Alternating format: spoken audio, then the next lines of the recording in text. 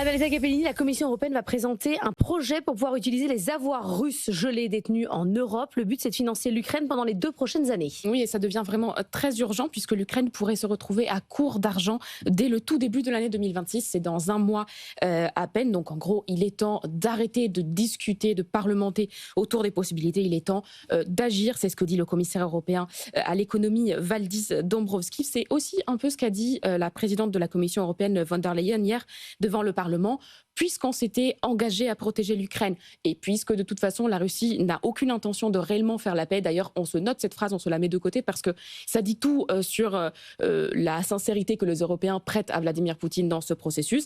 Bref, du coup, il faut soutenir Kiev, évidemment, et ça commence par le volet financier et par ce prêt, notamment des 140 milliards d'avoirs russes gelés que l'Ukraine ne devrait rembourser uniquement si Moscou lui verse des dommages de guerre. Alors si les Européens réagissent là, c'est parce que Donald Trump a parlé des avoirs russes. Oui, et son idée, c'est d'utiliser cet argent-là au profit du gouvernement et des entreprises américaines. Lui, il voudrait prélever 86 milliards d'euros pour financer la reconstruction avec des boîtes américaines.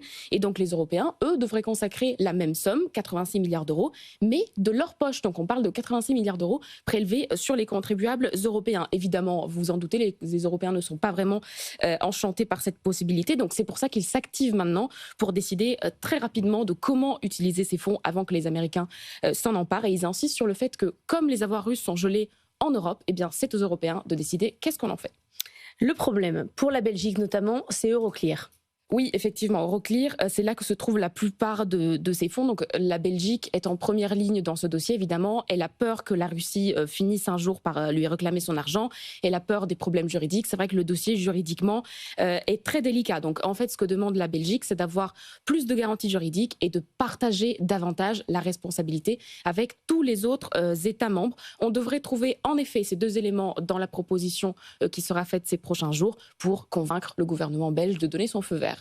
Le gouvernement belge qui a peur notamment de cyberattaques sur Euroclear. Merci beaucoup Annalisa Capellini.